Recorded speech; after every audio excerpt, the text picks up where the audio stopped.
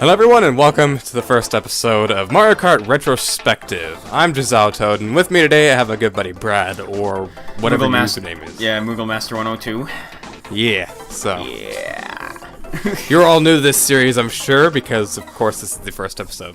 Basically what we're doing is, I have someone with me for each different Mario Kart game, and we're going to be talking about the pros and the cons of the game, whatever we think about it.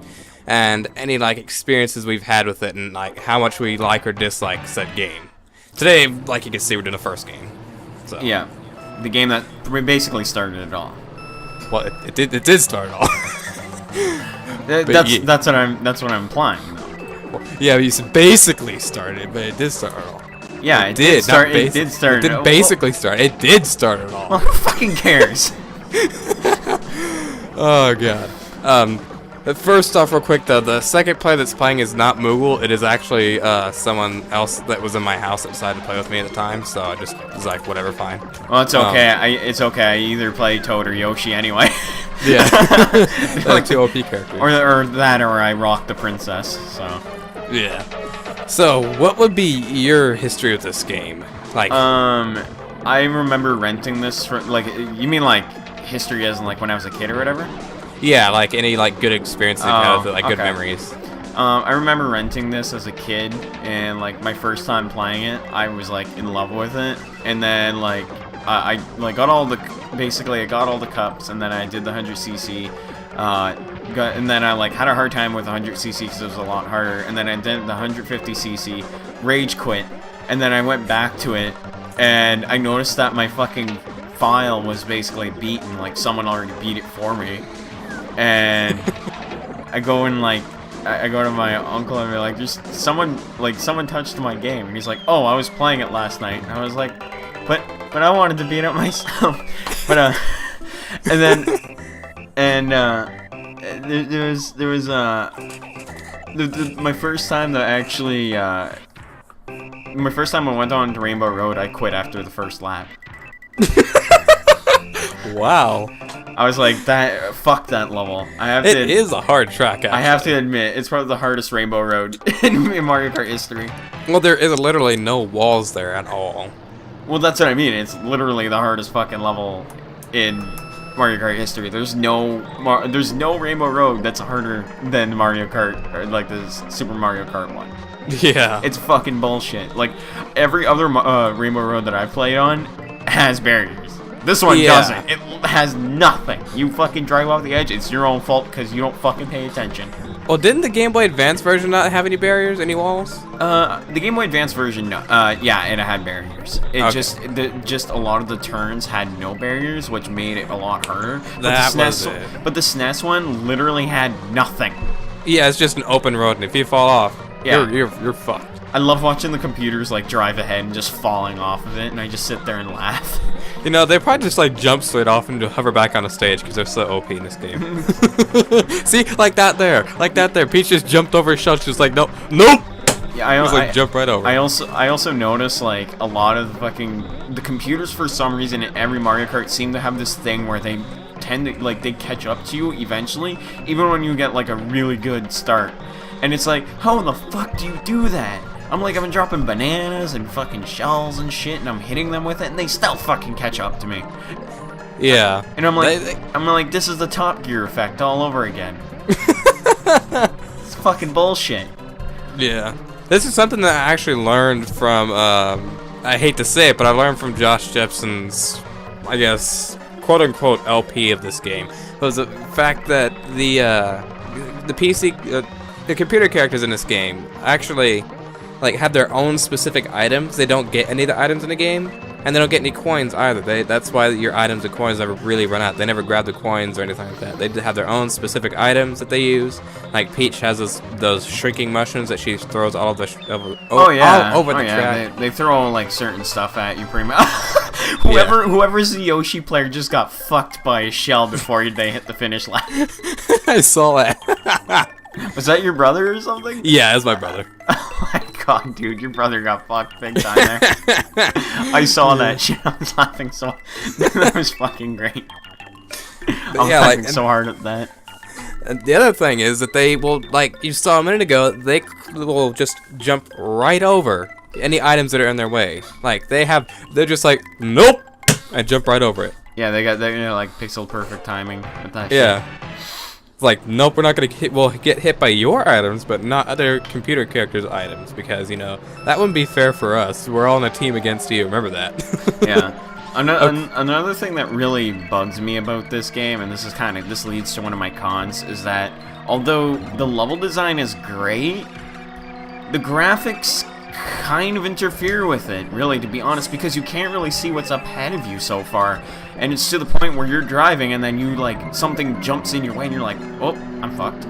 Yeah, exactly. That is the one issue, and I agree with you there. It can be harder to see, and also the other thing is, unless you're really playing it, at least from my experience, unless you're actually like playing it on a CRT TV, it's kind of harder to see because the visual quality is kind of, and no matter how you go about it, winds up being kind of crappy. Because like on a CRT, it's crisp and sharp because that's what it was intended to be displayed on in the first place.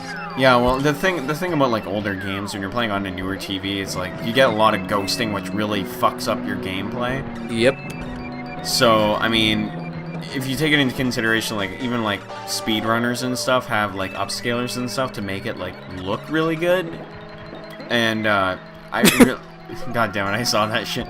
But like even then, like it's never the best thing to play it on a HD TV. That's just my thing. Yeah, definitely. If I had a good CRT TV, I would actually keep it on hand, like have retro consoles hooked up to it specifically. Yeah, that's what I have my TV for, and I'm planning to get a Super Nintendo again so I can start doing like more retro games. I actually have my copy of Super Adventure Island when I was a kid, like still around. Shit. So yeah, I kept that thing. I stole it from fucking the barren wasteland of my grandma's just to fucking like keep it. That game meant a lot to me, and I was like, I'm not getting rid of that shit.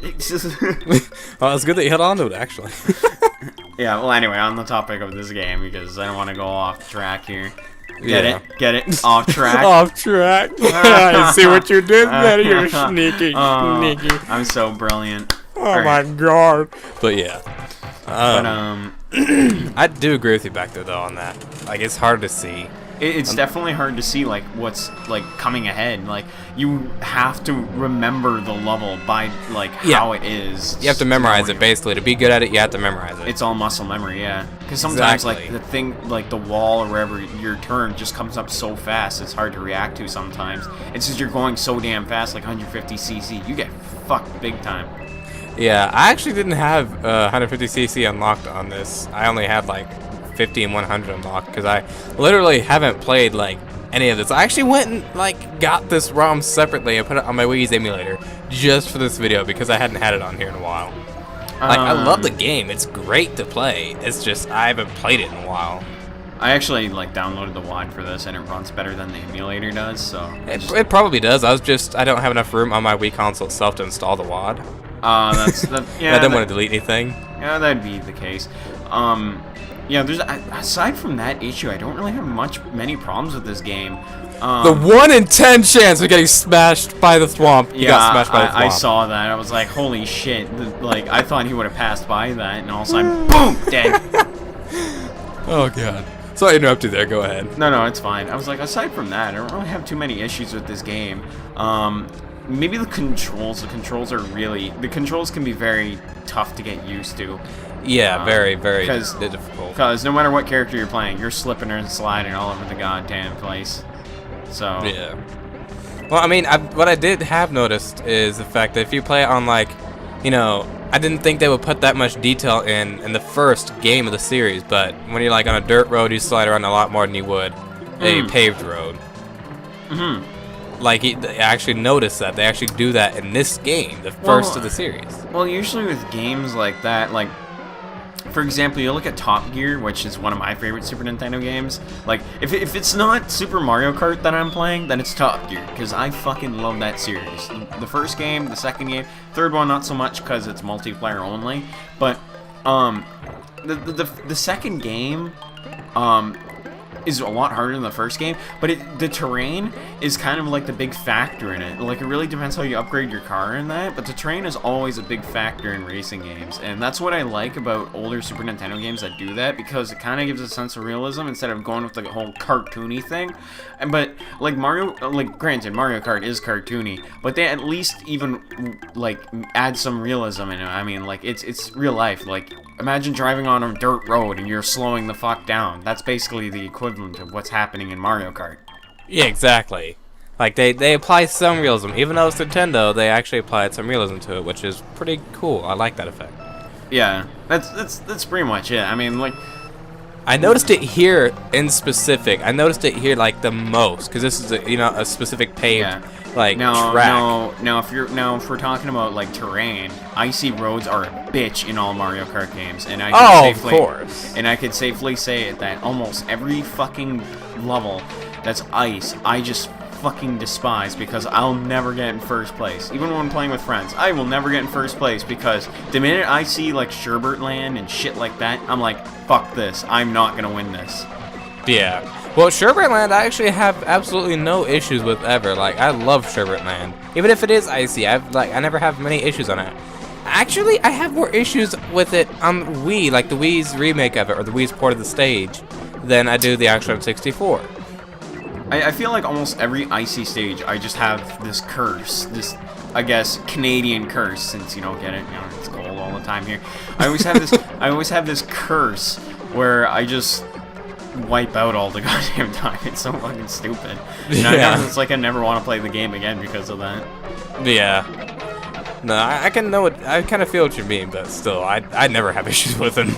Yeah, I don't even know. I just hate it so much.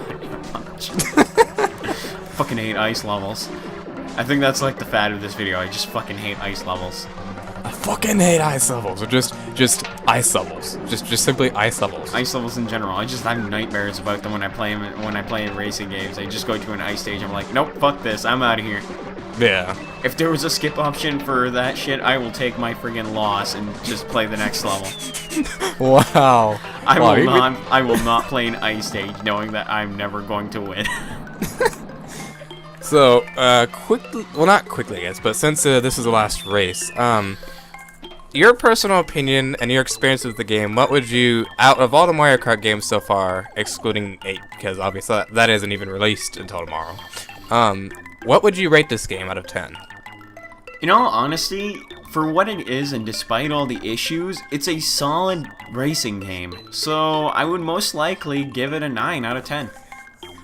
I myself would give it a 7 out of 10 for the fact that it is the first game in the series, but like it's hard to get used to the controls.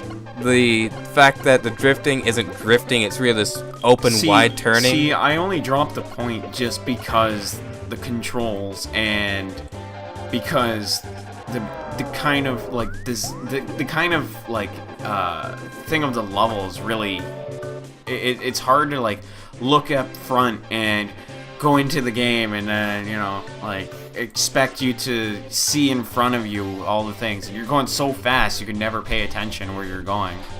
Yeah. So that's kind of why I dropped the point. Other than that, I really had no problems with the game at all. I love the game except for ice levels, but that's not a reason for me to drop points. I just suck at ice levels in general.